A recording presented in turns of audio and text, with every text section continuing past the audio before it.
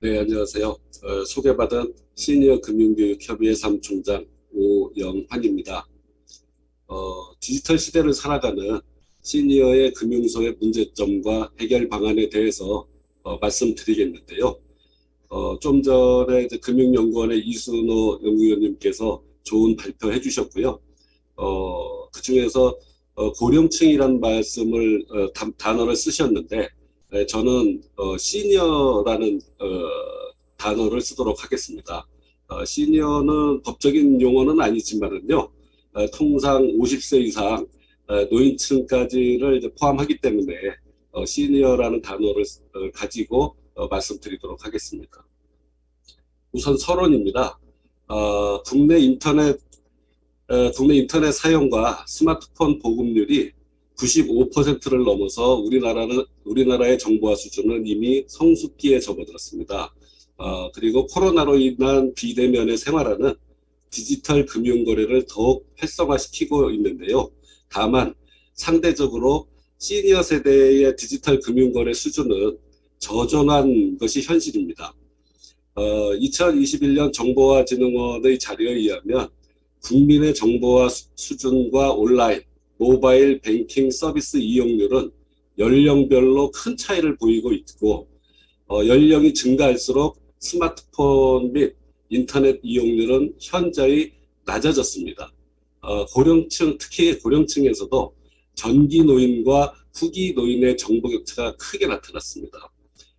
아래 선진 18개 국가의 그래프를 보시면 대한민국이 95%로 압도적으로 1위를 달리고 있습니다. 연령별 디지털 정보화 수준을 보시면 일반 국민 대비 20대, 30대는 120% 정도의 정보화 수준을 보이고 있는데 50대도 100% 정도 정보화 수준을 보이고 있고요. 60대는 한 78%, 70대 이상으로 가면은 38%가 엄청 떨어지고 있거든요.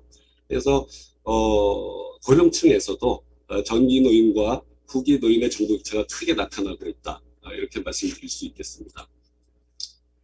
인터넷, 모바일 뱅킹 등 디지털 금융의 확산은 장소와 시간에 구애받지 않는 다양한 서비스 이용을 가능케 함으로써 일상의 편익을 가져다 주고 있는데요. 하지만 디지털 금융의 확대는 금융기관의 오프라인 영업점의 축소 또한 가져오고 있는 것이 현실입니다.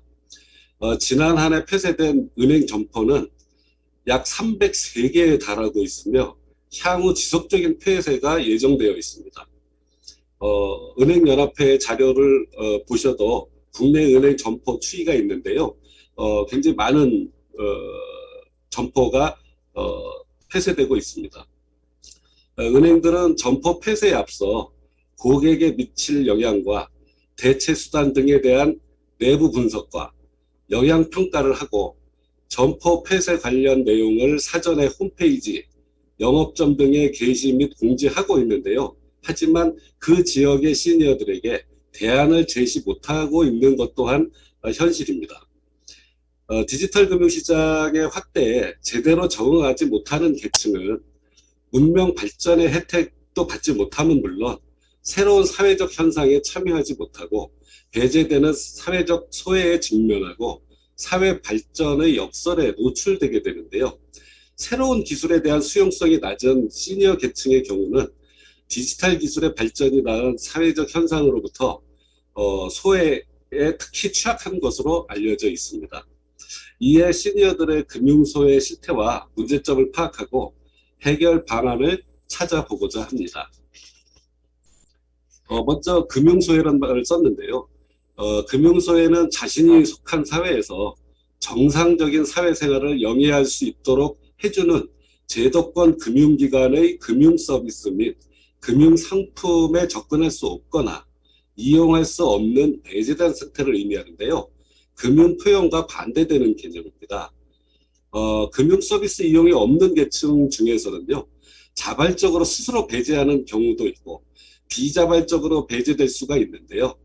금융소외는 비자발적으로 제도권 금융회사의 서비스로부터 금융 접근이 배제되는 경우를 의미하고 있습니다. 광의의 금융소외는 지리적, 신체적 배제, 비용 관련 배제 등을 의미하고 있으며 협의의 금융소외는 저신용이나 저소득층의 금융기관, 금융서비스 이용 제한을 의미하고 있습니다. 낙후되었거나 저소득층의 거주지역에는 금융서비스가 제공되지 않거나 소득, 문화, 나이, 성별 등으로 금융서비스를 제한받을 수도 있는데요. 금융상품 이용 시 일정한 자격을 요구함에 따라서 금융서비스 이용에 높은 비용, 즉 수수료 등을 지불하거나 금융서비스 이용 자체가 어려운 경우가 이에 해당되겠습니다. 낮은 금융 이해력으로 금융서비스를 이용하지 못하거나 정부의 사회보장 제도에서 배제되는 것도 금융소외에 포함될 수 있습니다. 다음은 금융포용인데요. 금융포용은 신용이 낮은 취약계층이 부담 없이 금융서비스를 쉽게 이용할 수 있도록 금융 접근성을 높이기 위한 노력을 의미하고 있습니다. 다음은 시니어 세대의 디지털 금융 소외 실태에 대해서 말씀드리도록 하겠습니다. 한국은행 자료에 의하면 30대의 87%가 이용하는 인터넷 뱅킹 이용률이 50대는 51.8%, 60대는 32.2%로 줄어들고 있고 70대 이상에서는 9%에도 미치지 못했습니다. 디지털 금융 서비스가 빠르게 자리 잡아가고 있지만 시니어 계층의 이용률이 저조한 것이 지금의 현실입니다. 한국은행 조사에 따르면 디지털 모바일 금융 서비스를 이용하지 않는 이유 중에 가장 큰 비중을 차지하는 것은 절차의 복잡성, 개인정보 유출 우려, 공인인증서 같은 안전장치에 대한 불신, 사용 중에 실수로 인한 금전적 손실 우려, 인터넷과 스마트폰 사용 미숙 등을 꼽았습니다. 이러한 불안감에도 불구하고 시니어 계층에서 스마트폰의 보안 앱이나 설정을 하지 않는 분들이 상당히 많았는데요. 시니어 계층이 낮은 보안 의식 수준을 말해주고 있습니다. 다음은 시사점입니다. 시니어 계층의 디지털 격차 수준은 점차 줄어들고 있지만 아직 일반 국민에 비해서는 낮은 상황입니다. 디지털 접근과 관련한 수준은 높지만 디지털 역량과 그 활용 수준은 접근 수준에 미치지 못하고 있습니다. 시니어 계층의 경우 타 계층에 비해서 디지털 접근 수준 대비 역량과 활용 수준이 낮은 것으로 나타나고 있는데요. 이에 시니어 계층을 대상으로 한 디지털 역량과 디지털 활용을 활성화시키기 위한 다양한 지원 정책이 필요하겠습니다. 일반 국민들의 비대면 금융 서비스 활용이 높아짐에 따라서 금융기관 점포 및 ATM 등 자동화 기기는 지속해서 감소하고 있는 것이 현실입니다. 시니어 세대는 비대면 디지털 금융 관련 서비스의 방법이 어렵고 관련 기기의 부재, 관련 기기가 굉장히 적고요. 신체적 제약 등으로 점포를 찾는 경우가 굉장히 많았습니다. 특히 인터넷 및 모바일 금융의 경우에는 우대금리와 차별화된 서비스를 제공하고 있는데요. 이러한 다양한 혜택을 주고 있는데 시니어 세대는 상대적으로 차별을 받게 되는 것이죠. 시니어 세대를 위한 전용 창구나 전용 상담실을 운영하고 있지만 이보다는 이들 시니어 세대들 수준에 맞는 비대면 디지털 금융 서비스를 활성화하고 원활히 이용할 수 있도록 지원을 해야 할 것입니다. 다음은 해결 방안에 대해서 제시하고자 합니다. 최근 코로나로 인한 비대면 생활의 확대와 핀테크의 급속한 발전, 금융기관의 점포 축소 등으로 시니어 계층의 디지털 금융 소외는 더욱 가속화될 것으로 보이고 있습니다. 보안에 대한 불안감, 거래의 복잡성 이런 것들이 시니어 세대의 디지털 금융으로의 진입장벽인데요. 이것을 완화하기 위한 정부 및 금융기관, 학계 및 지역사회 등에서 다양한 경제 주체들이 공동의 노력이 필요하다고 봅니다. 시니어 세대의 니즈를 반영하기 위한 금융상품 및 서비스의 혁신과 함께 디지털 금융 교육을 모든 시니어 계층으로 확대해야 되겠고요. 다양한 특성을 갖고 있는 시니어 세대에 대해 좀 더 관심을 기울이고 금융당국과 모든 시민단체, 시니어 전문가 집단의 협의를 통해서 디지털 포용 관련 정책, 상품 및 서비스, 프로그램 개발과 시행이 필요할 것입니다. 이에 다음 세 가지 방안을 제안합니다. 첫째는 시니어 디지털 금융교육 전담기구 설치입니다. 일반적인 금융교육에 비해서 디지털 금융교육은 다소 복잡한 양상을 띠고 있는데요. 일반 금융교육이 금융 이해력 제고에 초점을 두고 있다면 디지털 금융교육은 일반 금융교육에 더해서 스마트폰 사용법 같은 디지털 기기를 활용한 금융생활에 초점을 둘 필요가 있습니다. 이를 위해서 이론보다는 활용법 중심의 실제적 교육이 중요한데요. 따라서 디지털 금융교육은 스마트폰을 활용해서 금융 앱을 설치하고 자유롭게 활용할 수 있는 반복된 교육이 필요합니다. 디지털 금융교육의 활성화를 위해서는 디지털 금융 소외가 디지털 격차에서 비롯된다는 점을 감안해서 디지털 문해 교육도 함께 실행해야 된다고 생각하고 있습니다. 해결 방안 두 번째는 디지털 금융 접근성 제고입니다. 시니어들의 디지털 금융 접근성은 두 가지 측면에서 접근할 수 있는데요. 하나는 물리적 접근성이고요. 다른 하나는 심리적 접근성입니다. 물리적 접근성은 디지털 기기에 대한 접근성입니다. 디지털 소외가 사회적 소외와 디지털 금융 소외로 이어지는 출발점이기도 한데요. 이 심리적 접근성은 보안에 대한 신뢰성을 의미합니다. 보이스피싱, 스미싱 같은 보안 문제로 한 번이라도 홍역을 치는 사람은 두 번 다시 디지털 금융을 이용하지 않으려고 합니다.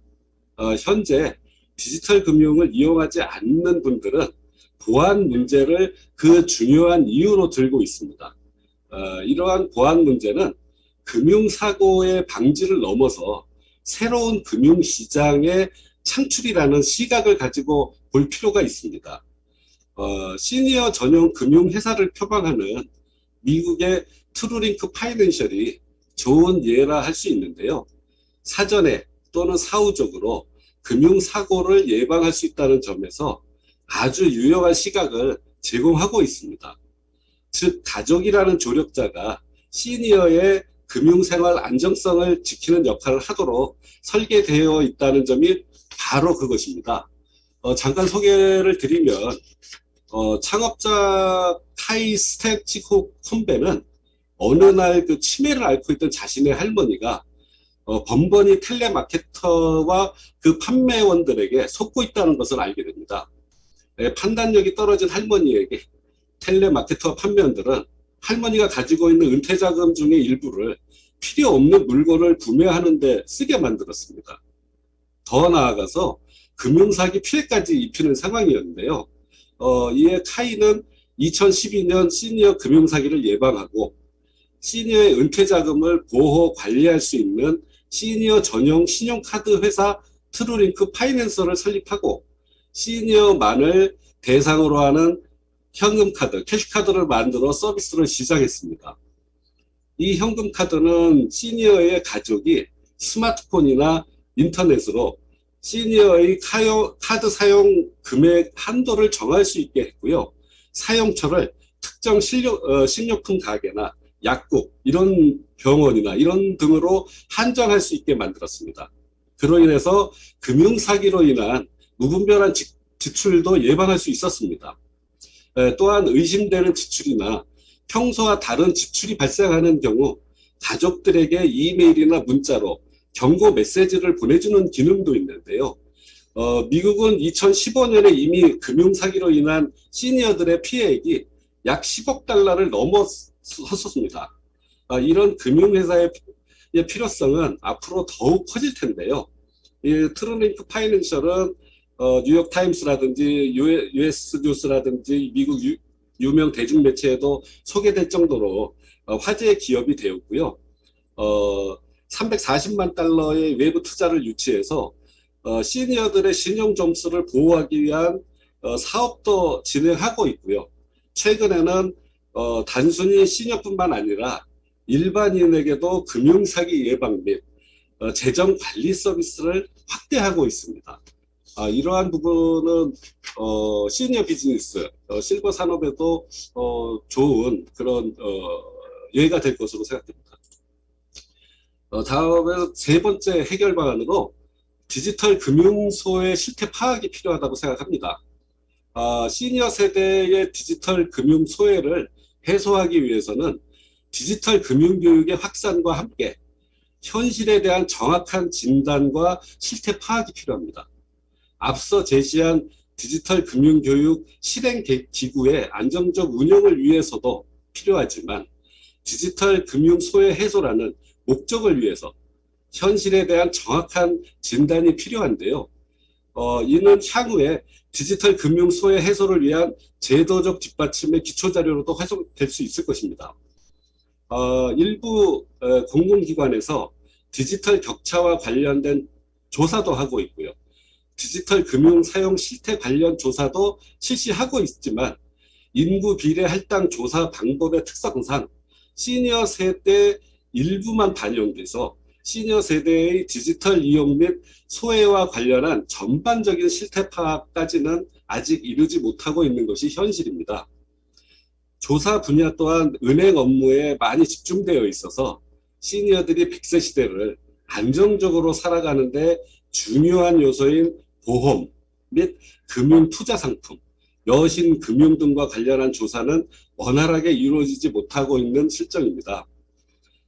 시니어 계층은 다른 세대에 비해서 인구 규모가 가장 크고요. 대부분 자산을 가지고 있습니다. 적어도 집 한 채 이상은 갖고 계시는 시니어들이 많이 계시죠. 그리고 구매력도 급속하게 높아지고 있습니다. 이에 대한 특화된 조사가 필요하다고 생각합니다.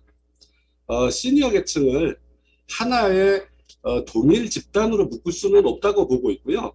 가계의 경제권을 갖고 있는 사람과 그렇지 못한 사람, 액티브 시니어와 그렇지 않은 사람, 남성과 여성, 이런 시니어 계층을 다양한 속성으로 구분해서 조사를 해야 될 것이고요. 이러한 다양한 측면이 반영돼야 되는데요. 이는 향후 시니어 비즈니스의 발전을 위해서도 좋은 자료가 될 것입니다.